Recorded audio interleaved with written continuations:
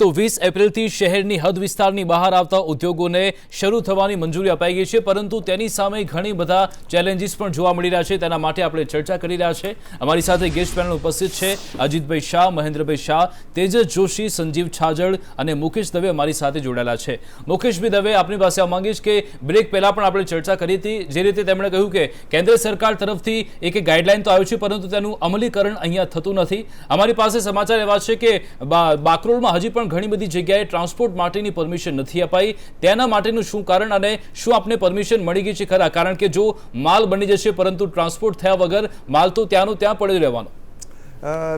આ બાબતે તમારા માધ્યમથી હું લોકોને એ મેસેજ બી આપવા માંગીશ કે કેન્દ્ર સરકારની ગાઈડલાઇન્સ ઉપર આપણી રાજ્ય સરકારે ટ્રાન્સપોર્ટની કોઈ પણ માલની મૂવમેન્ટ માટેની 100% રજા આપી દીધી છે। કોઈ પણ જાતની, જેમાં એસેન્શિયલ ગુડ્સ હોય, નોન એસેન્શિયલ ગુડ હોય, અને પહેલાં એસેન્શિયલની હતી, નોન એસેન્શિયલ્સ એ કારણથી આવ્યું કે નોર્મલી લોજિસ્ટિક્સનું ઇકોનોમિક્સ છે એ 2 વે ઉપર ચાલતું હોય। એટલે આજે કોઈક દવાની ફેક્ટરીમાંથી દવાની ભરેલી બોટલ જાય તો એ મેડિસિન કહેવાય, પણ ખાલી બોટલનો જથ્થો દવા ભરવા માટે જતો હોય તો એ મેડિસિન ના કહેવાય। એટલે સરકારે આ ડેફિનેશનમાં બહુ જ ક્લેરિટી નાખી દીધી અને એને હિસાબે બધા ટ્રાન્સપોર્ટના મૂવમેન્ટને છૂટછાટ મળી ગઈ। હવે આ વાત હતી એના અમલીકરણની, અને અમલીકરણની વાતમાં છેલ્લે રાજ્ય સરકારે કલેક્ટરોને અને મામલતદારોને એ બાબતની રજા પરવાનગી પાવર્સ આપી દીધા છે। બિલકુલ દરેક કલેક્ટર અને મામલતદારને પોતાના જ્યુરિસ્ડિક્શનનો જ સુધી એમની પાસે એમના પાવર્સ હોય છે। એટલે અત્યારે વિસંગતતા એ છે કે જે એકરસતા હોવી જોઈએ પાવરની અંદર અથવા તો અમલીકરણમાં, કે વાપીમાં કદાચ જુદું અમલીકરણ થતું હોય, સુરતમાં જુદું થતું હોય, બરોડામાં જુદું થતું હોય, અંકલેશ્વરમાં જુદું થતું હોય। આજે મારે રોજ રાજ્યના 5 મોટા શહેરોમાં કે 10 મોટા શહેરોમાં ત્યાં અમારા કાઉન્ટરપાર્ટ જોડે મારે વાતો થતી રહે છે। એવી જ રીતે આપણા નેબરિંગ સ્ટેટ, આપણે 3 જગ્યાએથી નેબરિંગ સ્ટેટ છે, તો મધ્યપ્રદેશ, મહારાષ્ટ્ર અને રાજસ્થાન, ત્યાં બી મારા કાઉન્ટરપાર્ટ હોય એ લોકોની જોડે વાત થતી રહે છે। અને એના સંદર્ભમાં દિલ્હીમાં અને ગુજરાતની અંદર કમિશનર ઓફ ટ્રાન્સપોર્ટની ઓફિસમાં હું આનો અહેવાલ આપું છું। 16મા દિવસ સુધીનો મેં એક ગુજરાત ચેમ્બર ઓફ કોમર્સને બી આ અહેવાલ આપેલો, અને તેના ફિક્કીને બી અમે લોકોએ એની કોપી માર્ક કરેલી, અને અશોચેમને બી અમે કોપી માર્ક કરેલી, અને સીઆઈને બી કોપી માર્ક કરેલી। રાજ્ય સરકાર અને કેન્દ્ર સરકારની બહુ જ રિલેક્સ્ડ પોલિસીઓ બજારમાં આવી જવાથી ટ્રેડ, કોમર્સ અને ઇન્ડસ્ટ્રીઝનું એક્સપેક્ટેશન ખૂબ વધી ગયું છે, અને એ એક્સપેક્ટેશનની સામે એનું ઇમ્પ્લિમેન્ટેશનની જે મુસીબત છે એ મુસીબત તકલીફ કરી રહી છે। એટલે એ મુસીબતની અંદર લોકો એક્સપેક્ટ કરે છે કે બધું છૂટું છે, બધું જવું જોઈએ, બધું મળવું જોઈએ, બધું આવવું જોઈએ, પણ બધું એ રીતે આવતું નથી, કારણ કે દરેક જગ્યાએ જુદા જુદા પોકેટમાં જુદું જુદું અમલીકરણ થઈ રહ્યું છે। અને બીજી વસ્તુ એ કે અમારે ટ્રાન્સપોર્ટની અંદર વાહનોને છૂટ આપવામાં આવી છે। જ્યારે અમે સરકારી જે તે ડિપાર્ટમેન્ટમાં વાત કરીએ છીએ તો કહીએ છીએ કે જો ટ્રાન્સપોર્ટનું ગોડાઉન નહીં ખુલે તો ટ્રાન્સપોર્ટ ચાલશે કેવી રીતે? ટ્રાન્સપોર્ટને પૈસા આપવાના છે, ટ્રાન્સપોર્ટને એની એલઆર બનાવવાની છે, એના જીએસટીના ઈ-વે બિલ માટેનો એને વહીવટ કરવાનો છે, આના ડ્રાઈવરોને પેટ્રોલના, ડીઝલના પેમેન્ટ, સેલેરી, આ બધું। તો ઓફિસ ખોલ્યા વગર ટ્રાન્સપોર્ટ ચલાવવી બહુ અઘરી પડે છે। એટલે ફૂલ લોડની અંદર જે વસ્તુ જઈ શકે છે, ખાસ કરીને લોટ છે, ઘઉં છે, આ બધી વસ્તુ જે મેઇન ફૂલ લોડ ચાલે છે, પાર્ટ લોડનું કામ અટકી ગયું છે। ઇન્ડસ્ટ્રીમાં ભાઈ મારી બાજુમાં જ બેઠા છે, એમને ખબર છે કે આજે તમારી પાસે 5 કમ્પોનન્ટથી કોઈ વસ્તુ પ્રોડ્યુસ થતી હોય તો એમાંથી 4 એમની પાસે હોય ને 1-2 કાર્ટન કોઈ ટ્રાન્સપોર્ટમાં પડ્યા હોય ને જેમની પાસે ના પહોંચે તો એમની પ્રોડક્શન લાઇન એ કામ પૂરું નહીં કરી શકે, અને કામ પૂરું નહીં કરી શકે તો ફરીથી એમને એ વખતે બી એમને ટ્રાન્સપોર્ટની જરૂર પડશે, અને કામ પૂરું થઈ ગયા પછી પણ એમને જે માલ પ્રોડ્યુસ થશે તો એને બી માલ મૂવ કરવા માટે ટ્રાન્સપોર્ટની જરૂર પડશે। એટલે આને હિસાબે જેટલા હોટસ્પોટ એરિયા છે અથવા તો એની બહારના એરિયા છે, અને ડાઉન ધ લાઇન લાઈક મારો પોતાનો પાસ 14મી તારીખ સુધી વેલિડ હતો, તો મારી પાસે કલેક્ટરનું જાહેરનામું પણ છે કે 14મી તારીખ સુધીના પાસ હવે 3-5 સુધીના ગણવા, છતાં બી 3 જગ્યાએ પોલીસવાળા રોકીને મને જાત જાતના સવાલ પૂછે છે। જો મારી સાથે આ પરિસ્થિતિ હોય તો ડ્રાઈવર ને કંડક્ટર કેવી રીતે ગુજરાત રાજ્યમાં છૂટથી ચાલી શકશે? અને સંજયભાઈ, આપને આ બાબત પણ ચર્ચા કરીશું। સંજયભાઈ, જે લોકડાઉન પહેલા કેવા પ્રકારની સ્થિતિ હતી અને હવે કેવી સ્થિતિ થશે, અને સાથે ભવિષ્ય આપ કઈ રીતે જોઈ રહ્યા છો આખા અર્થતંત્રનું? વિકાસભાઈ, કદાચ હું મારા સબ્જેક્ટથી થોડોક ડિવર્ટ થયું તો મને માફ કરજો। હું આખી પરિસ્થિતિને જુદી રહી રહ્યો છું। અત્યારે સુધીની જે પરિસ્થિતિ હતી એને હું BC તરીકે કહું છું, that is a before corona, અને કાલથી જે પરિસ્થિતિ કે જે આ કોરોનાની જે સ્થિતિ થઈ છે 25મી માર્ચથી, તો એને આફ્ટર કોરોનાની પરિસ્થિતિ કહું છું। બંને વસ્તુ આખી ટ્રીમેન્ડસ જુદી છે. જી we need to mentally develop our self. તમામ rules, regulation, norms, policy, system, culture આ આફ્ટર કોરોના એટલે એસી કહું છું એને, એ જુદા માપદંડ થઈ જવાના છે. ત્યારે ઘણા બધા કોમ્યુનિકેશન ગેપ્સ થવાની સિચ્યુએશન છે. એ વખતે ઇન્ડસ્ટ્રી આવતીકાલથી ચાલુ કરવી એ જરાય સહેલી વસ્તુ નથી. પહેલો પ્રશ્ન આવે છે કે જે એમએસએમઈ કે ઇન્ડસ્ટ્રી જે ઘરમાંથી ચલાવે છે એના ઘરમાંથી એમને રોકવામાં આવે છે કે તમે ના જાઓ, કોરોના થઈ જશે. બીજો પ્રશ્ન આવે છે લેબરને આવું છે, સ્ટાફને આવું છે, તો એના સ્ટાફને, લેબરને એમના ફેક્ટરી, એમના ફ્લેટથી, સોસાયટીથી બહાર નીકળવા નથી દેતા. ત્યાર પછી પ્રશ્ન આવે છે કે જો લેબર અને સ્ટાફ નીકળી ગયો તો રસ્તાની અંદર પોલીસ એમની ચોક્કસ ખૂબ સરસ કામગીરી કરી રહી છે, એમની પણ જવાબદારી છે. પણ જો પ્રશ્ન પૂછવામાં આવે તો આ સ્ટાફ અને લેબરને લાગે કે અમને હેરાન કરવામાં આવે છે. અહીંયા કોમ્યુનિકેશન ગેપ છે. બંને પોતપોતાની જવાબદારી કરી રહ્યા છે. અને પછી જ્યારે ફેક્ટરીમાં આવી જાય ત્યારે એનું hygiene, sanitation, gun, social distancing આ બધું જ રાખી અને ચાલુ કરવાનું હોય ત્યારે જો આપણે central, state, doctors, housekeeping, press, media અને પોલીસને કોરોનાના વોરિયર કહીએ તો આવતીકાલથી જે કોરોનાની ઇન્ડસ્ટ્રી જે ચાલુ કરનારા છે, હું આ તમામ લોકોને હું કોરોના પણ વોરિયર કહીશ, કેમ કે ઇકોનોમી એટલી પણ જરૂરી છે. મિત્રો, હું આ સંદેશના માધ્યમથી આપ સર્વેને કહેવા માંગીશ, જેટલી પણ એજન્સીસ છે, જીઆઈડીસી, ઉદ્યોગ, ટ્રેડ, તમામને સંયમ રાખવા. હું કોઈ સલાહ સૂચન આપવા માટે નથી, I am too small, but I would like to express my views over here. We all need to keep a lot of patience when we start tomorrow, because industry start કરવી એટલી જરૂરી છે. આ તબક્કે હું સરકારશ્રીને એટલી પણ વિનંતી કરીશ કે જે ચીફ મિનિસ્ટર રિલીફ ફંડની અંદર આપણે જે ડોનેશન આપીએ છીએ, જે એને પણ CSRમાં ગણવામાં આવે, કેમ કે ઘણી ઇન્ડસ્ટ્રી હજુ એમાં સપોર્ટ કરવા માટે તૈયાર છે, કેમ કે પોતે માને છે કે અમારી જવાબદારી છે સ્ટેટને પાછું બેઠું કરવામાં, અને જે આજની આપણી ટોપિક છે ધમધમતું કરવા, ધમધમાટ કરવા, તો એ ધમધમાટ કરવા માટે ઇન્ડસ્ટ્રી એ પણ એક વોરિયર છે અને એને વોરિયર તરીકે આપણે જોવી જોઈએ. પ્રોપર્ટી ટેક્સની વાત છે, ત્યાં આગળ ક્યાંક મારી આપના માધ્યમથી અપીલ છે કે આ પ્રોપર્ટી ટેક્સને અમુક સમય માટે આપણે એને માફી પણ આપવી જોઈએ. અને આ જો આપણે જો કાર્ય કરીશું તો there are 100 problems, but we need to have one thing only, how we can start. અને તમામ ખૂબ સરસ આમાં હિંમત રાખી ભગવાનનું આપણે નામ આપીએ અને કાલથી આ ફેક્ટરી બધી શરૂ થાય અને કોઈ પેશન્સ લૂઝ ના કરે અને સરકાર પણ એટલો સપોર્ટ આપે તેવી મારી આપ સર્વેની વિનંતી છે. તમામ ઇન્ડસ્ટ્રીયલિસ્ટને, MSMEને હું આ સંદેશ ન્યૂઝના માધ્યમથી અપીલ કરવા માંગુ છું કે આપ ફેક્ટરી ચાલુ કરો. આપના જો કોઈ પ્રશ્ન હોય તો Gujarat chamber of commerce and ઇન્ડસ્ટ્રીના તમામ ઓફિસ બેરર દુર્ગેશભાઈ બુચના નેતૃત્વની અંદર તમામ અમારું સેક્રેટરીએટ હાજર છે. આપના કોઈ પ્રશ્ન હોય તો આપ રજૂ કરજો અને યોગ્ય કલેક્ટર, યોગ્ય પોલીસ ડિપાર્ટમેન્ટ મારફતે એનું આપણે સોલ્યુશન લાવવાના પણ પ્રયત્ન કરીશું. અમે આપની જોડે ઊભા છીએ, trade and industry, MSME, go ahead. બિલકુલ. મહેન્દ્રભાઈ, આપની પાસે આવવા માંગીશ કે જે કોરોના વાયરસ છે તેની અસર જે ઘણી બધી ડેવલપ કન્ટ્રી છે તેના પર થઈ છે, તેમની અર્થવ્યવસ્થા પર થઈ છે, તો ભારતની જે કન્ટ્રી સાથે હરીફાઈ હતી તે નજરથી આપણે જોઈએ તો ભારત અત્યારે કઈ સ્થિતિમાં છે અને આગળના સમયમાં આપણે સાચી વાત કરું કે આપણા વડાપ્રધાન નરેન્દ્રભાઈ મોદીએ જે રીતે પ્રજા સમક્ષ એમને વાત રજૂ કરી અને પ્રજાએ એક જ અવાજે અને અવાજની સાથે સંયમ, આજે આખી દેશના 130 કરોડની પ્રજામાં જે સંયમ જોઈએ એ સંયમ દુનિયામાં કોઈ પણ દેશમાં નથી, એવો સંયમ આ દેશની પ્રજાએ કરેલો છે. એક મહિનાથી લોકો ઘરમાં બેઠા છે, ધંધા વગરના પણ બેઠા છે, નોકરી વગરના પણ બેઠા છે અને કેટલાય મજૂરો માલ સામાન લઈ જનાર પણ બેઠા છે. આ બધા જ શાંતિથી જોઈ રહ્યા છે. પણ જ્યારે કાલે ઇન્ડસ્ટ્રી શરૂ કરવાની વાત છે ત્યારે, કારણ કે સિટીની અંદર તો પરિસ્થિતિઓ બધે જ ખરાબ છે.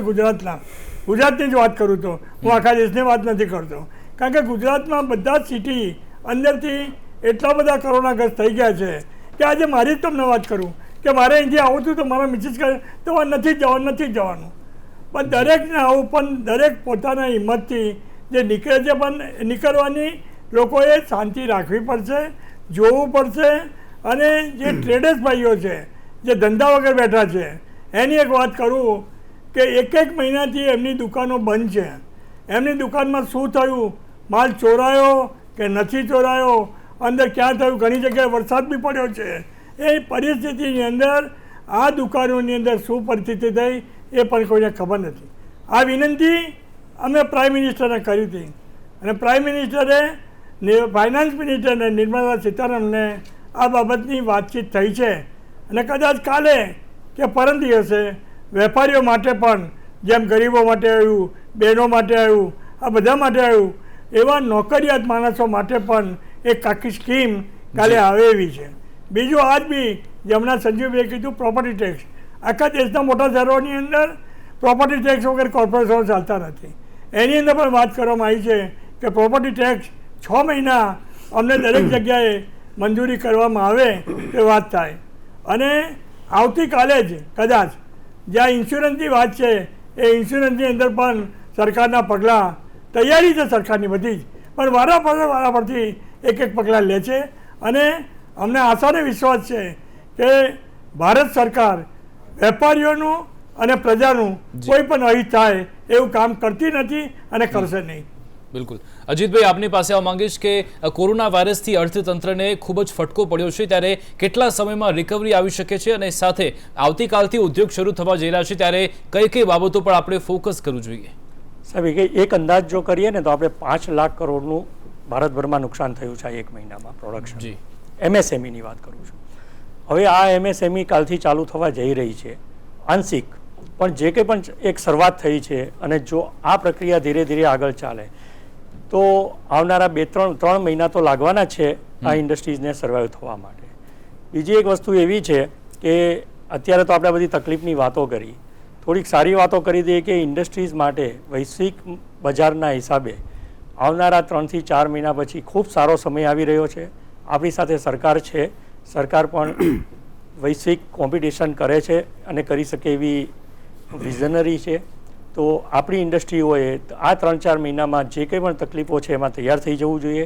સરકાર પાસે FIA દ્વારા જે કંઈ પણ ઇન્ડસ્ટ્રીને હેલ્પ થઈ શકે, જેમ કે બેંક માટે જે કંઈ પણ લોનો છે એના માટે 3 મહિનાના વ્યાજની માફીની માગણી કરી છે, વર્કિંગ કેપિટલમાં 20% વધારો કરવાની વાત કરી છે, GSTને અમુક ટકા આપણને જેમ ઓટો સેક્ટરમાં વાપરવા આપે છે એ રીતે MSMEને જો વાપરવામાં આપે તો પણ એક મોટો સપોર્ટ થઈ શકે એવું છે.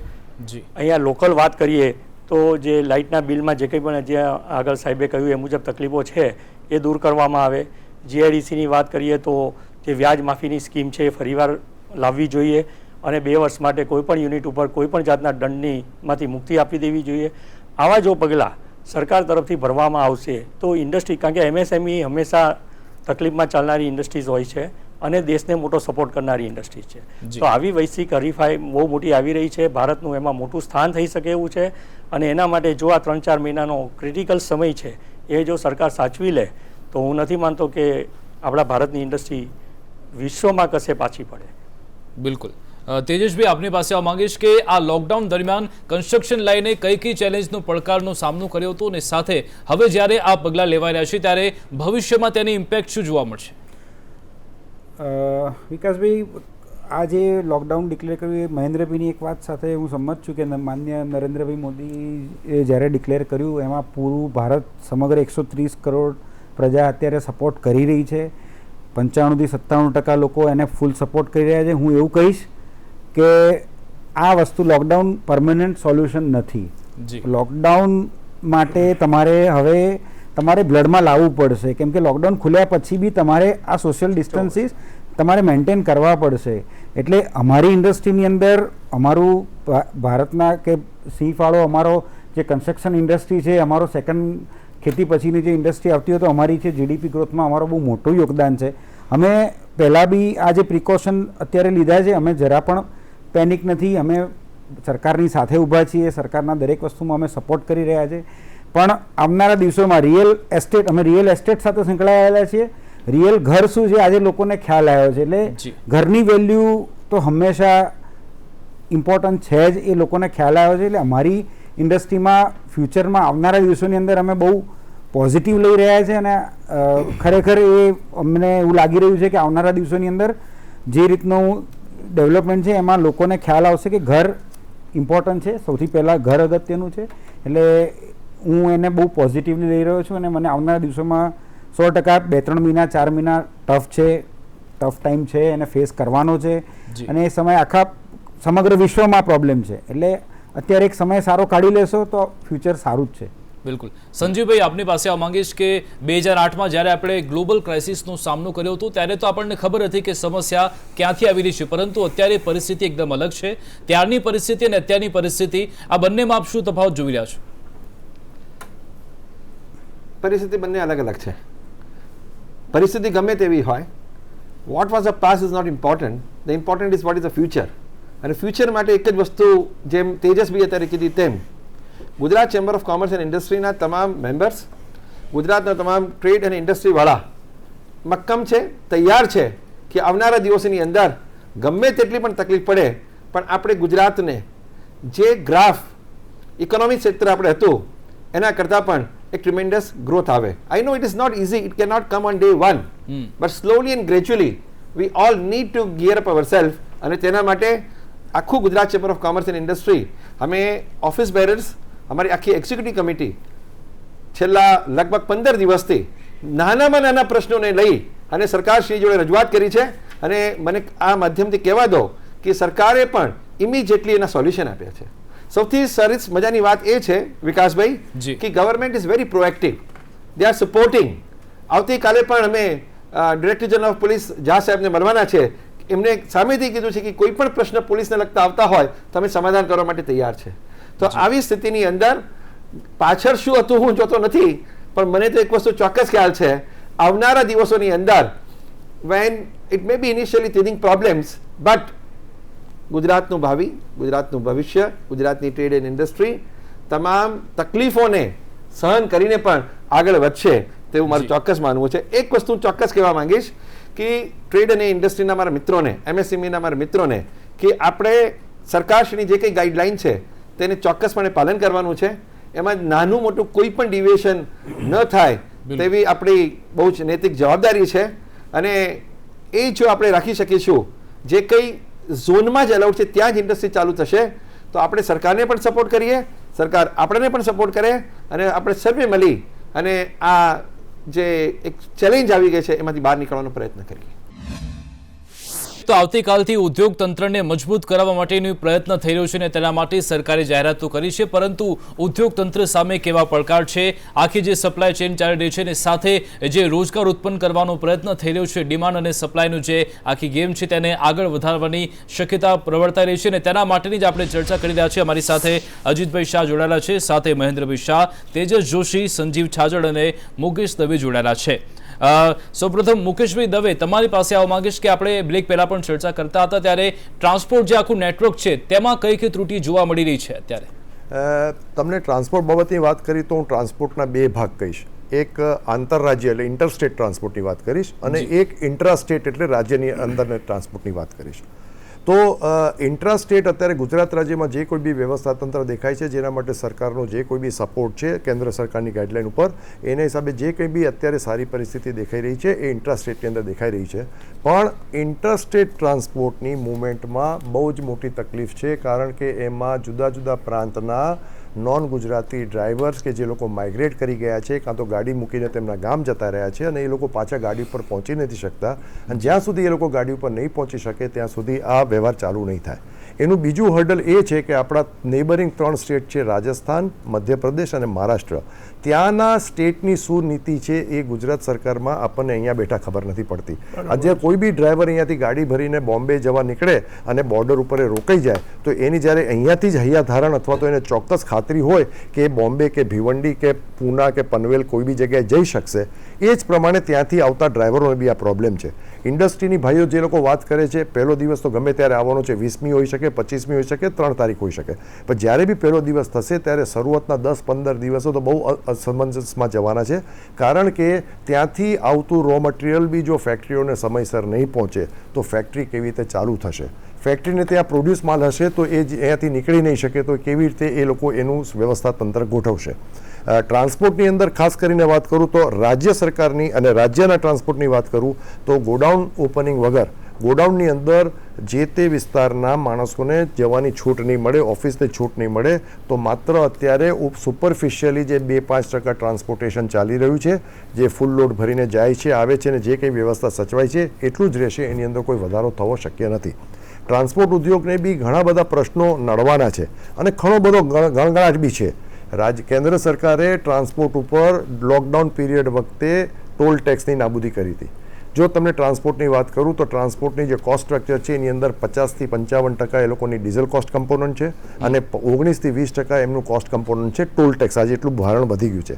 કેન્દ્ર સરકારે ખૂબ જ સારું ડિસિઝન લીધેલું, પણ આજે ગુજરાત રાજ્યના ટ્રાન્સપોર્ટરમાં મને ઘણી જગ્યાએ તે ગણગાટ મળ્યો છે કે રાજ્ય સરકાર હસ્તકના 16 હાઈવે જે ગુજરાતમાં છે તેની ઉપર ટોલ ટેક્સ નાબૂદ નહોતો કરવામાં આવ્યો.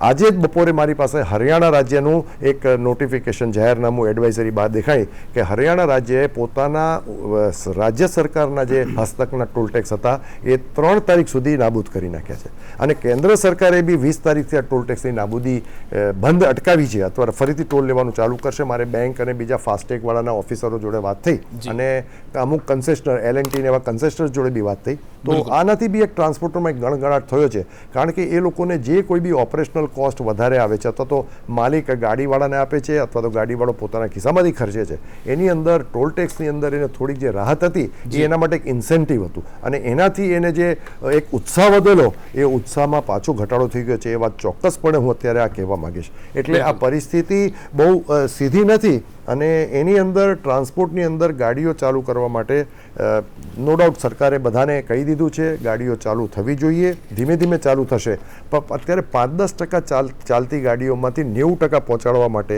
કે 100% પહોંચાડવા માટે બહુ જ લાંબો સમય છે. એનું કારણ શું છે કે જે ગાડીઓ છે એ ગાડીઓની અંદર 80% ગાડીઓ સેલ્ફ એમ્પ્લોયડ માણસોની છે, જેમાં ગાડી ચાલક પણ પોતે છે અને માલિક પણ પોતે છે. કંપનીઓની ગાડીઓ 20% જેટલી છે. એટલે માલિક પોતાના ડ્રાઈવરને કહીને ગાડીઓ ચાલુ કરાવે એ વસ્તુ જુદી છે, અને જે માલિક પોતે છે એને નીકળવું હોય તો નીકળે, ના નીકળવું તો ના નીકળે. એટલે એવા કોઈ એશ્યોરન્સ અને આજુબાજુના પ્રદેશના અને રાજ્યના આપણને જે એશ્યોરન્સ મળે તો એ એશ્યોરન્સના બેઝ ઉપર કદાચ આ ચાલુ થશે. અજીતભાઈ, આપની પાસે આવવા માંગીશ કે જે રીતે તેમણે વાત કરી કે આપણે જો ગુજરાતમાં જો માલ સામાનની હેરાફેરી થાય અથવા તો અન્ય જગ્યાએ જતા હોય ત્યાં કોઈ પ્રોબ્લેમ આવતી નથી, પરંતુ રાજ્યની બહાર જ્યારે માલ સામાન જતો હોય છે ત્યારે આપણે મુશ્કેલીનો સામનો કરતા હોય છે. આપની સરકાર પાસે શું અપેક્ષા છે અત્યારે? સાહેબ, મુકેશભાઈ જે કહ્યું ને એ વાત એકદમ સાચી છે કે તમે આજે 20 તારીખે ચાલુ કરો, 5 તારીખે કરો કે 3 તારીખે કરો, એક દિવસ ચાલુ કરવાનું છે. તકલીફો ખૂબ આવવાની છે. સરકાર પાસે આપણે કાયમ માગતા જ હોઈએ છીએ, પરંતુ ઉદ્યોગકાર એક એવો હશે, ગુજરાતનો ઉદ્યોગકાર તો ખરેખર હું એને ઉદ્યોગ સાહસિક કહીશ, અને એ ખરેખર ઝીરોમાંથી શરૂ કરનારો છે, બધા પડકારોનો સામનો કરનારો છે. હું આપના માધ્યમથી FIA દ્વારા એક ખાસ સંદેશો આપું છું ઉદ્યોગકારોને, ગુજરાતભરના MSME ઇન્ડસ્ટ્રીઓ આપ ચાલુ કરો. તકલીફો ખૂબ પડવાની છે, અમે જાણીએ છીએ. જ્યાં બનતી હશે ત્યાં સરકાર મદદ કરવા બેઠી છે.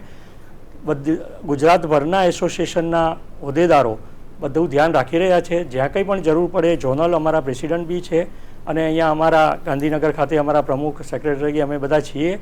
જે કોઈને પણ તકલીફ હોય તમે નિસંકોચો છો અમારો કોન્ટેક્ટ કરજો, પરંતુ ઉદ્યોગને એકવાર ચાલુ કરો. ચાલુ કરશો તો આ બધા પડકારોનો સામનો થઈ જશે. બિલકુલ. મહેન્દ્રભાઈ, આપ શું કહેવા માંગશો? સરકાર તરફથી આપને શું અપેક્ષાઓ છે અત્યારે? જો સરકારની સાથે જેમના ભાઈ મુકેશભાઈએ વાત કરી એ બાબતમાં મુકેશભાઈ ના કહી શકે, પણ જે પરિસ્થિતિ છે ને જે રીતે ટ્રાન્સપોર્ટ ચાલુ રહી રહ્યું છે એટલે વેપારીઓને, ઉદ્યોગપતિઓએ સમજવું પડશે કે 20 થી 30% ભાવ વધારો ટ્રાન્સપોર્ટમાં થવાનો છે, કે એમને જે તકલીફો વેઠીને બાજુ ચાલુ કરી રહ્યા છે. ત્યાં ટોલ ટેક્સની બાબત છે એ સરકારના વિચારના હેઠળ છે. અમુક રાજ્યો ભલે એની અંદર કરે, પણ સરકારની ગાઈડલાઈન આવી જશે કે હમણાં 3 તારીખ સુધી ટોલ ટેક્સ ઉઘરાવવાનો નથી. જો આ વસ્તુ થાય તો વેપારીઓને પણ ફાયદો છે, ટ્રાન્સપોર્ટવાળા પણ સારી રીતે કરી શકશે. કારણ કે આ દરેક વખતે ટોલ ટેક્સમાં ગાડીઓ ઊભી રાખવી, આ તે કરવું એ કોઈને ફાવે એવું નથી. એક તો સમય પણ નથી, ઓછા સમયમાં મોટું કામ કરવા આપણે નીકળ્યા છે. બીજી વસ્તુ એ છે કે MSMEની જે ફાઇનાન્સની બાબત છે, જે છેલ્લા 50,000 કરોડ રૂપિયા જે રિઝર્વ બેન્કે છૂટા કર્યા, એ 50,000 કરોડની અંદર બેન્કોને કહેવામાં આવ્યું જ છે કે બેન્કોએ નાના ઉદ્યોગોને જે પૈસા જોઈતા હોય તો એની લોન વધારવાની છે. એ લોન વધારવા માટે કરવામાં આવશે જ. સાથે સાથે વેપારીઓ પણ વેપારી રીતે કામ કરશે. મેં તમને કીધું કે કાલે કે પરમ જે આવે એના પરથી બહુ ઘણો ફેરફાર વેપારી માટે આવવાનો જ છે, બિલકુલ. No doubt. કારણ કે વેપારી છે તો સરકાર છે. જે રીતે દેશની જીવાદોરી ટ્રાન્સપોર્ટ છે એવો જ નાનો વેપારી એ દેશના વિકાસ માટેનો વાત છે. બિલકુલ. તેજસભાઈ, આપની પાસે આવવા માંગીશ કે સરકાર તરફથી આપને શું અપેક્ષા છે? કારણ કે કન્સ્ટ્રક્શન લાઇનની વાત કરીએ તો ઘણા સમયથી મંદિરના માહોલમાંથી પસાર થઈ રહી હતી અને અત્યારે લોકડાઉનમાં પણ ઘણું બધું આર્થિક નુકસાન થયું છે. અત્યારનું જે કાલથી જે ઉદ્યોગો શરૂ થઈ રહ્યા છે તે બાબતે હવે આપની શું અપેક્ષા છે? અમારી ક્રેડાઈ ગુજરાત અને ગાહેડ અમદાવાદ ચેપ્ટર છે અમારું, એના તરફથી એક જ રજૂઆત છે. સરકાર સાથે હંમેશા ક્રેડાઈ ગુજરાત અને ગાહેડ ક્રેડાઈ સાથે ઊભેલું છે. મારી એક જ રજૂઆત છે કે ગુજરાત સ્ટેટની અંદર જેટલા ક્વોરન્ટાઇન લેબર્સ છે અને જેટલી સાઇટો ઉપર અમારા ડેવલપર મિત્રોએ જે લોકોને સારી રીતે અત્યારે સાચવી રહ્યા છે, સોશિયલ ડિસ્ટન્સિંગ મેન્ટેન કરીને રાખી રહ્યા છે, તો એ લોકોને વિધિન ધ સ્ટેટની અગર જો નોટિફિકેશન અંદર વહેલામાં વહેલી તકે પરમિશન આપે. અને બીજું એક મટીરિયલ સપ્લાય, જેમ આપણે વાત કરી મુકેશભાઈ, એ રીતે જો ટ્રાન્સપોર્ટનો સપોર્ટ મળીને અમને જો મટીરિયલ ઇનફ સપ્લાય થાય તો વી આર રેડી. અને અમે સરકારની સાથે ઊભા છીએ. સરકારની એક જ રિક્વેસ્ટ છે કે વહેલામાં વહેલી તકે આ જે લેબર્સ છે, જે રોજે કમાઈને રોજે ખાવાવાળો માણસ છે, એના માટેની એક જો વ્યવસ્થા કરી અને કરે તો. એક ભારત સરકારે સિમેન્ટ, કાંકરેટ એ બધાની જે છૂટ નથી એ ગોડાઉનોથી જ્યાં ત્યાં મોકલવા માટેની પરવાનગી આપી દીધી છે. હા, આપી દીધી છે. પણ મારું એક જ રિક્વેસ્ટ છે કે ભાઈ આ જે બી ક્વોરન્ટાઇન છે અને એ લોકો અત્યારે દે આર ઓલ સેફ અને સેફ છે ને જે જગ્યાએ બધે જ સુરક્ષિત છે, એ લોકોને સુરક્ષિત રીતે સાઇટ ઉપર આવીને જે સરકારના નોટિફિકેશન પ્રમાણે અમે એ નોર્મ્સને ફોલો કરીશું અને એ ફોલો કરીને અમે ત્યાં જે મેડિકલ ઓફિસરથી લઈને જે કે બી તમામ વ્યવસ્થા કરવાની છે અમે રાખીને કરતા આવીશું. તો અમે એક જ રજૂઆત છે કે ભાઈ આ પ્રોપર અમને સરકાર તરફથી થોડો સપોર્ટ મળે તો આવનારા દિવસોની અંદર જે ઇન્ડસ્ટ્રીને ઝડપથી આપણે વિકાસ કરવો હોય તો આપણે ફાસ્ટ ટ્રેક પર લઈ શકીએ. બિલકુલ, બિલકુલ. આપ સૌ અમારી સાથે આ ચર્ચામાં જોડાયા તે બદલ આપનો ખૂબ ખૂબ આભાર. Thank you very much. તો અત્યારે સરકારે તો ઉદ્યોગોને વેગવંતુ કરવા માટે પગલાં લીધા છે, પરંતુ આગામી સમયમાં ભવિષ્યમાં કેવા પ્લાન હોવા જોઈએ તેના માટે પણ સરકારે દિશા નિર્દેશ નક્કી કરવો પડશે અને સાથે એકના એક દિવસ આપણે આ લોકડાઉનને પૂર્ણ કરવાનું છે અને ફરી એકવાર ગતિથી આગળ વધવાનું છે, પરંતુ તેમાં તમારો સહકાર ખૂબ જ જરૂરી છે, જેથી લોકડાઉનનું કડકપણે પાલન કરો અને સુરક્ષિત રહો. નમસ્કાર.